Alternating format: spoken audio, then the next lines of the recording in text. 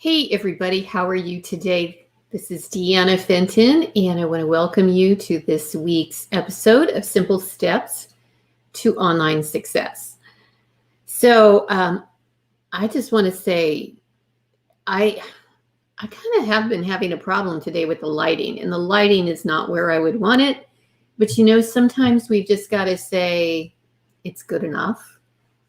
So hopefully I can work on this. I'm sure those of you that go live and you try and get your lighting properly set up know that based on the time of day, the time of year, all these things typically change. And so I've got that window behind me, so I need to have the shutters. Otherwise, it would be blinding light coming in this way. And my ring light and my other light over here, I'm just not getting it right. So today we say it's good enough. I hope you are having a fantastic day, and I want to let you know that if you are watching on the replay, go ahead and put hashtag replay so I know that you were here. You can also leave a question or a comment after the broadcast if you're not watching live, if you're watching on the replay. And I would love to come back and answer your questions as soon as you post them. The other thing I do want to let you know that if you have not done this before, in the content on this post, which I better check and make sure I am indeed live. It says this video is live now. Okay, yeah. This Facebook is doing weird things where it comes to Facebook Lives. I don't know if many of you are going live, and it's driving me kind of cuckoo.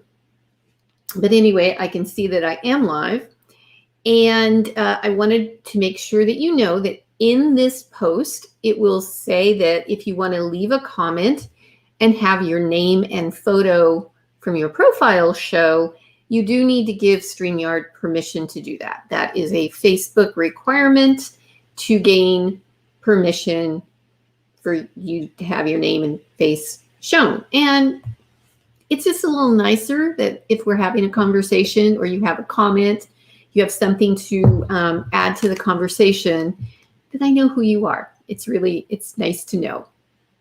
Okay, so I'm very excited about today's topic because this was requested by somebody who is in both my free Facebook group, the Kajabi Kickstart community, as well as my paid membership, the K Flight Crew Club.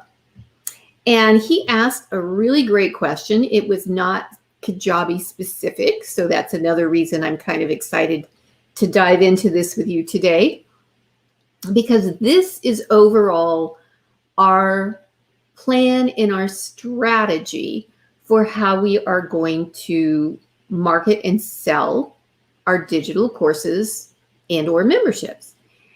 And what he specifically asked was, and we're going to talk about the origins of some of these terms too, that we know that there is something called a value ladder. I'm going to go into this in a little more in depth here about what a value ladder is. But what's the best way to position our offers to our prospective customers using the idea of a value ladder?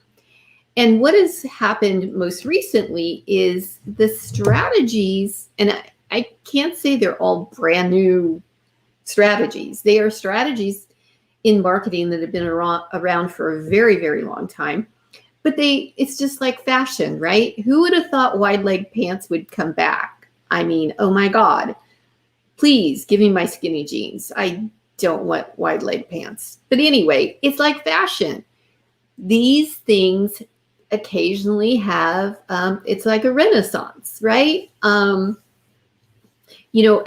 think that small offers, and they're called slows. Remember, I did do one of my videos recently about making your business slow, SLO, which stands for self-liquidating offers, which have also been known as mini offers, tiny offers, pocket offers. A lot of people have branded this, this strategy that's been around for quite a while. Challenges are huge, but it's so funny because you almost feel as though there are so many challenges out there that people are going to start to get jaded, people meaning our audiences, and they're going to be kind of challenged out. That doesn't show any signs of happening at this point, but you will notice that challenges have become a real popular way of marketing. So we have all of these different strategies, but where do they fall in terms of creating this value ladder? And the value ladder was intended to be a sort of an ascension model. We're going to look at a diagram here in a second. But ascension model that takes people from getting to know us, learning about us, experiencing working with us through things like our lead magnets or our slow offers. And then we build our offers along this value ladder in what is called an ascension model, which leads them from free or low cost all the way up to high ticket. Now, I'm going to start. I think I'll go ahead and share my screen. Because the first thing here, let me just jump in here with this, is what is our customer's journey? And that was the key part of this topic. Is it's not just how to create a value ladder. It's not just how to deal with our customer's awareness, but it's how to match our offers and the value ladder with the customer's journey. Now, the customer's journey is a concept in marketing that has been around forever. And let's jump in. Oop. And we don't want to hit that. Okay, so again, this is your value ladder and matching your offers. So I'm just checking to make sure that you can see this slide pretty well. I can go ahead and let's make it full screen so you've hopefully got a good view of this. So this is the classic traditional marketing funnel. And the idea of a funnel is because it is a wider at the top, which means it's a broader offering that is intended to start drawing people in. And as people proceed through this funnel, more and more people drop off, which is perfectly fine, because what you want to do is get the right people, the people that your offer or offers is really, really designed for and is going to get the most value. So at the top, we have the drivers, and the drivers are our organic traffic, and that can be our social media traffic. It can be using search engine optimization, where you're not paying for ads, but your blog content or your other content out there is drawing people to your website and therefore entering into your funnel. Then, of course, there's our paid traffic, which is Google ads, Facebook ads, Instagram. Now Pinterest is becoming extremely popular as well. So these are the things that are drawing people into our world. So their first exposure is to our website or our social media platforms. And this is where we start to establish our brand and we start to educate our prospects about who we are and what we offer. Now, you also may have heard that we have these terms called top of funnel, middle of funnel, and the bottom of funnel. As people go through, it's broken into discovery because they just discovered us. They don't really know us. They don't really know what we stand for. They don't necessarily know our philosophies, our strategies, our view of the world, and where we are in terms of helping them. So this is where our first lead generation really gets started. So in this case, the tools that we use are typically our list builders, our opt-ins, our white paper. Well, I won't say white papers because a lot of time the white papers are really focused on more B2B. But it could be white papers, it could be PDF guides, it could be checklists, it could be quizzes. I'm going to show you that we have a resurgence in a different strategy, which, again, the self-liquidating offer, mini offers type of strategies where you further narrow down the funnel to people that are willing to pay something to start to get into your world. And it does work.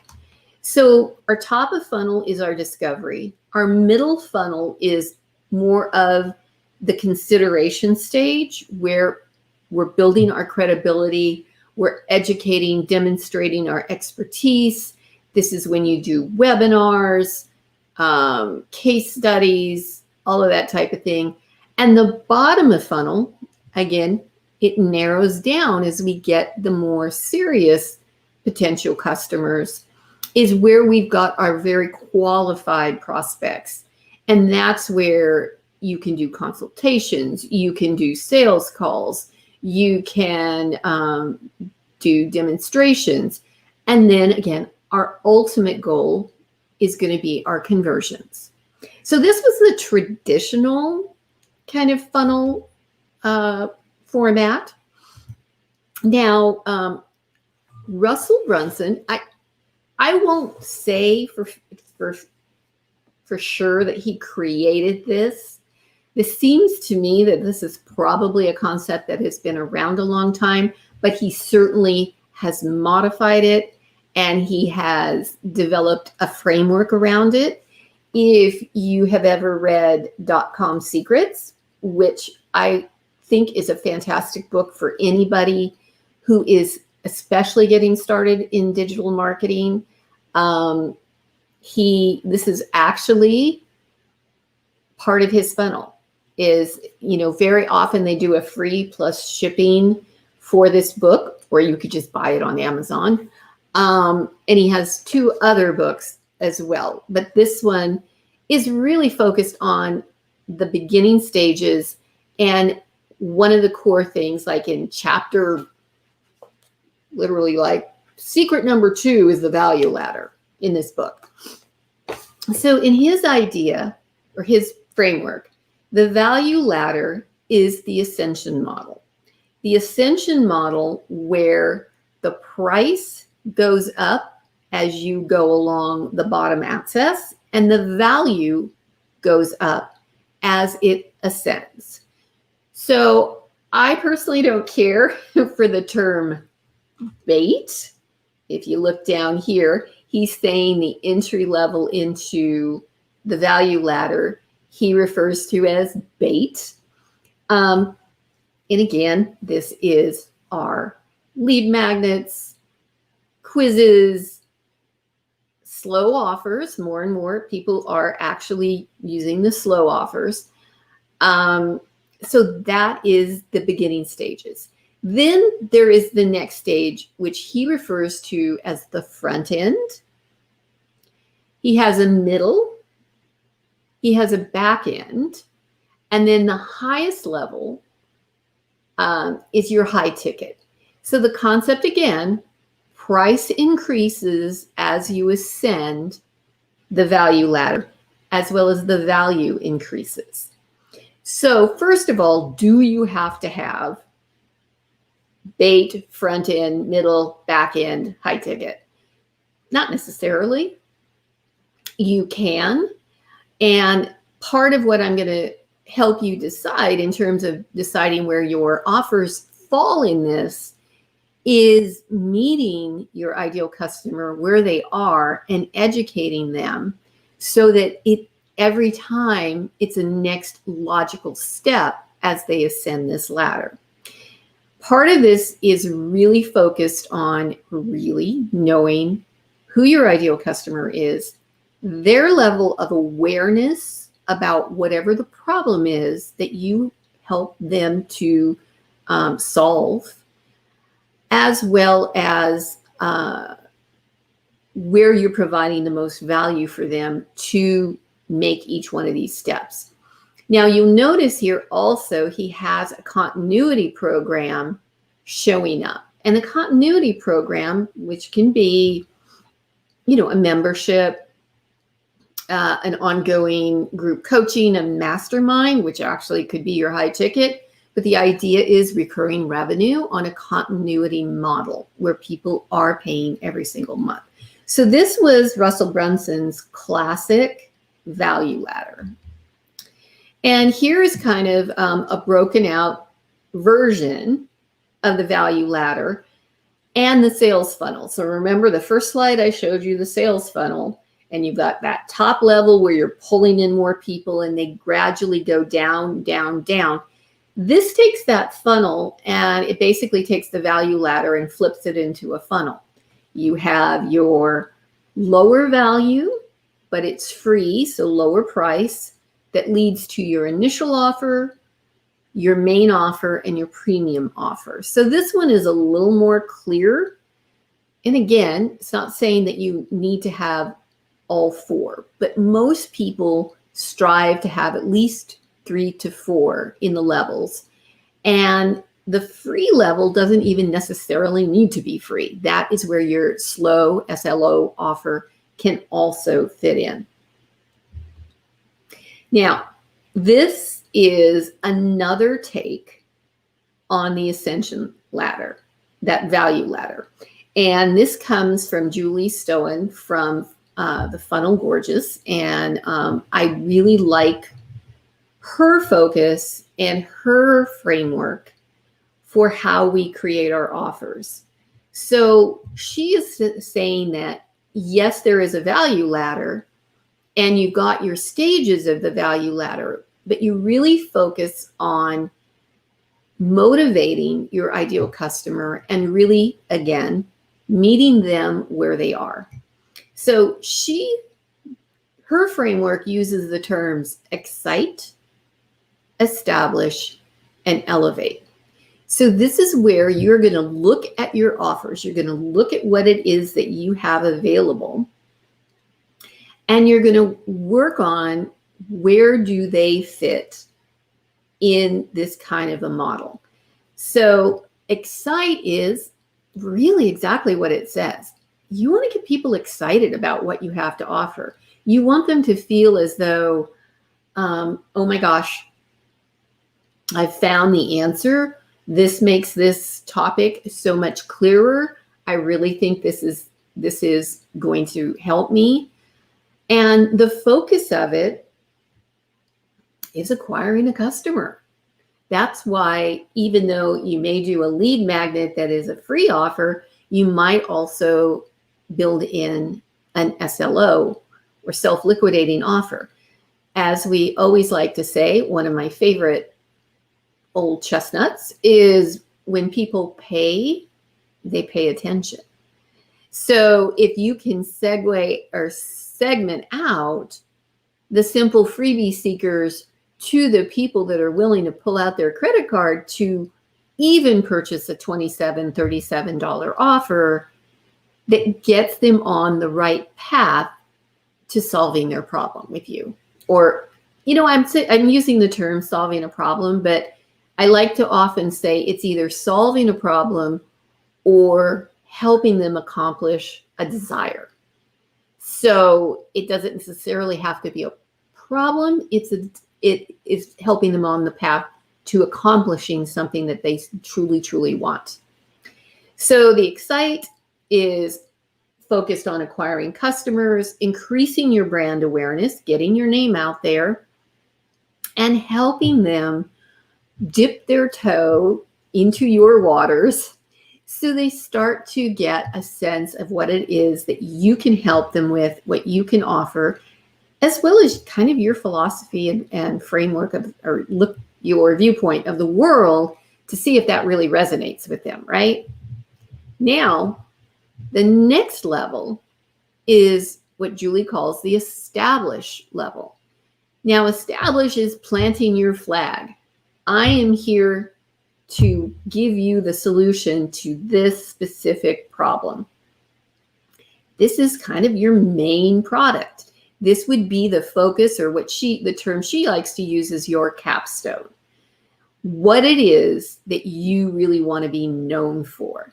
So here's an example. Amy Porterfield is known for Digital Course Academy.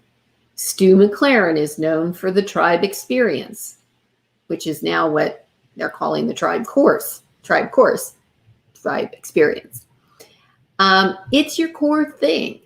It is what you are known for. So this is the next logical step once you get people into your world. Now, how you go ahead and get them into this, good heavens, we already covered. There is a bazillion different strategies, from webinars to live launches to challenges, etc., etc. But here at the established level is really where, you know, the crux of your marketing is going to be spent. Now, there's elevate. So again, remember, when we looked at the value ladder, we have ascension in value, ascension in price. Elevate is higher touch. It's premium pricing. This is for your, as Pat Flynn likes to say in his book, super fans. These are your super fans. Now, this is group coaching. This is individual coaching. This is masterminds. This is much higher touch and therefore a premium price for your offer.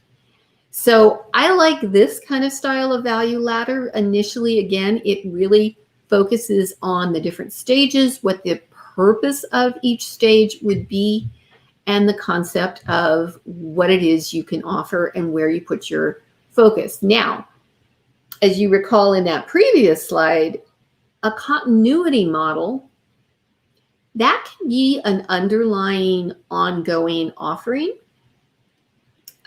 For example, Amy now under DCA has Momentum, her membership. So it becomes a back-end offer to the course. Once people have completed the course, they can join Momentum. And that could be an established model. That could be your core product. Like in my value ladder, my membership is my core product. So you could have that, or it could be, again, a back-end offer to your core product that just simply works as a continuity program. Okay, I just want to pop over here, check in with everybody, and we're doing good. So the last part of this that I want to talk about is your ideal customer. Now, we have so many different ways we refer to these poor people.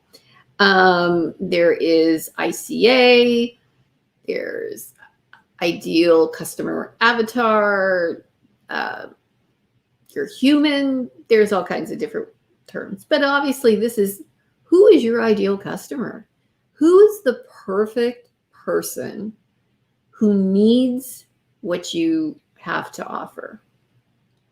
Yeah, this typically, again, recall both the funnel and the ascension ladder implies that as people go up, they're getting filtered out, might be the best explanation. They're getting, kind of total brain fog right now, right? They're kind of pre-qualifying themselves as they go up our ascension ladder. But we have to also keep in mind what is known as the awareness level of our ideal customer.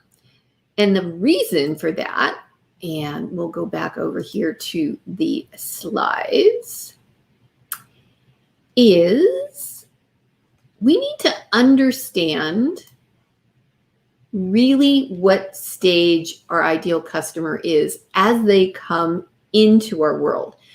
Because you could definitely have people that come in at the our first stage, our excite stage, and they're ready to go for high ticket right off the bat. Or they need to be nurtured along that ascension ladder or the value ladder because they are at the point that they don't quite understand all of what they need. So this was some training that I found super, super helpful because the message that you want to communicate at these different stages is completely different. Unaware and problem-aware people, and I'm going to go over what those are, need to have a different message than people that are solution-aware or product-aware. So here we go. An unaware person,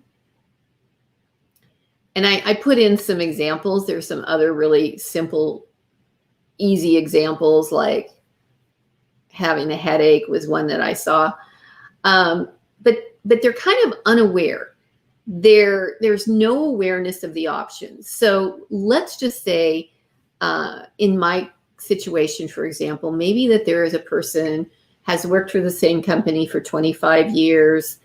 They really want to retire, but they know their personality and they know that they feel as though they have a lot more to contribute to the world. They have this desire to be able to take their experience and take what they know and share it with people.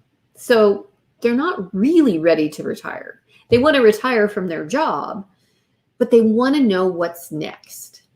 But they don't really know what the options are. So this is a person who has no awareness and they have no idea that what they could do is sell their knowledge and expertise online through a digital course or a membership.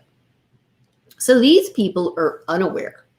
Now, if I jump out there with a lead magnet that tells them how to set up Kajabi, or getting started with Kajabi, that's not meeting them where they are because they don't even know what the hell a Kajabi is, right? They don't even know what they need. And they don't know how this is even going to happen. How do they make this happen? But now the next level is problem aware. So they become aware that they could sell their knowledge and expertise, that's like a thing. They could really do it. There are people doing this, but they really have no idea how to get started. And most especially, because I see this happen all the time, even at people that are further along, they don't know what the tech is. It's like, well, they assume, for example, they need a website, but beyond that, they don't really know any of the other tech tools or things that they need to build a business, create a course, create a membership, market it, and sell it. So they're problem aware, but they don't really know what the options are. They don't really know how to get started or what to do.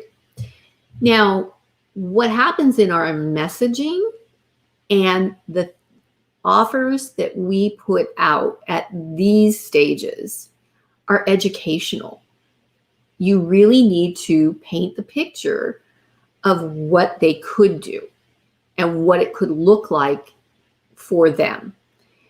And it means that your list builders or your SLO offers or whatever is at that stage really needs to address this. Now, it's interesting because Amy Porterfield has talked a lot about this now, in the last year and a half or so, was focusing on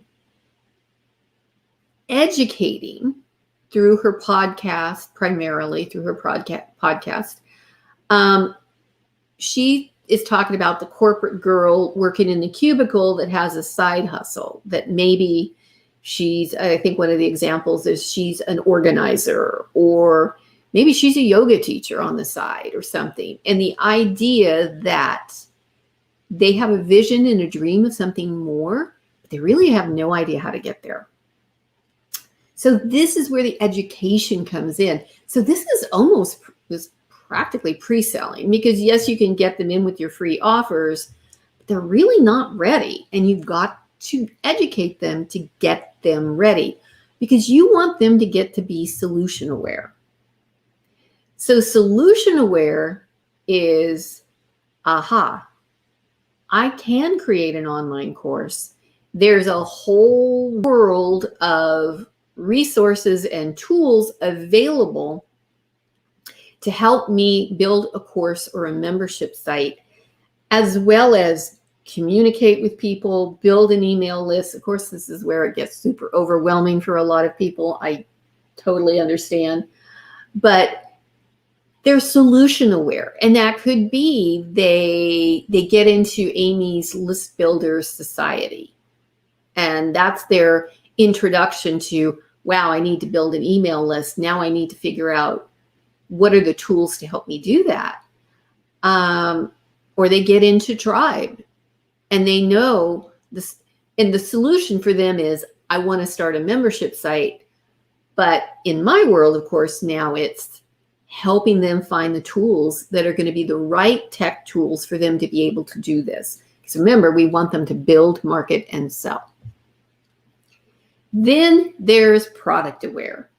So they're aware of specific product options that are available for them to reach whatever their goal is.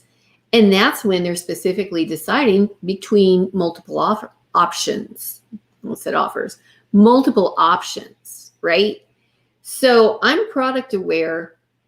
I want to create a course. I know there's tech out there. I know I need to be able to email people. I need to be able to create landing pages. I need to be able to take money. I need to be able to fulfill and deliver my course.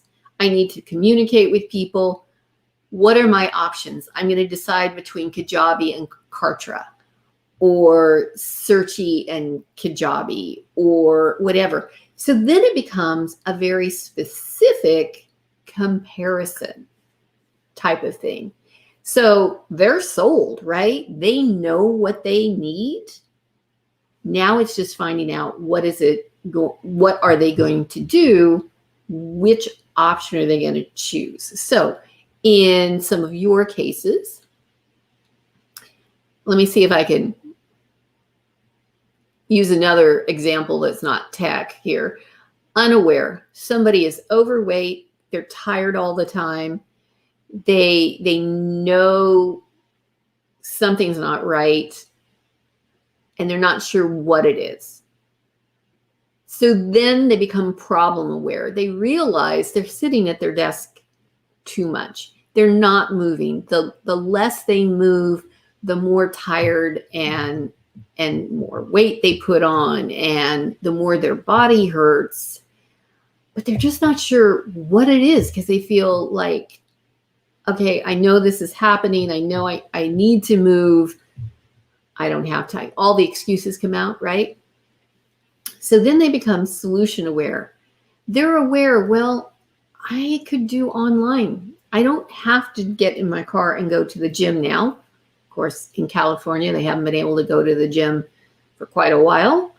Of course, the gyms are opening now for larger capacities. So now it's like, well, but there's online solutions. I could do online courses. I could do yoga. I could do short mobility exercises.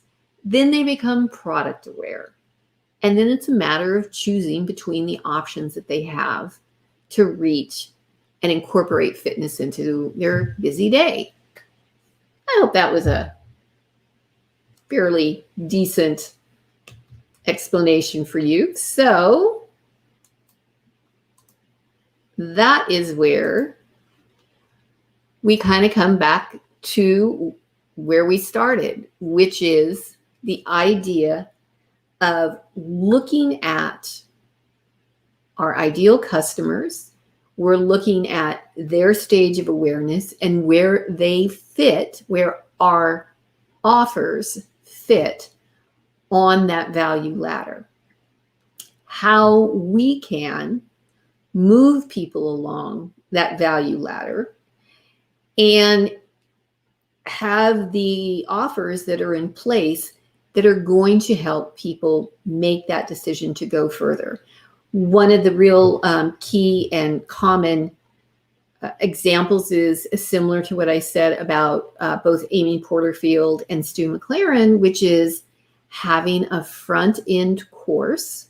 The course teaches them what to do. It's kind of the teach them what to do. We always talk about all our free content is ideally our what brain freeze again is the what they need to do, and then our paid content is the how to do it. So we have the how to do it.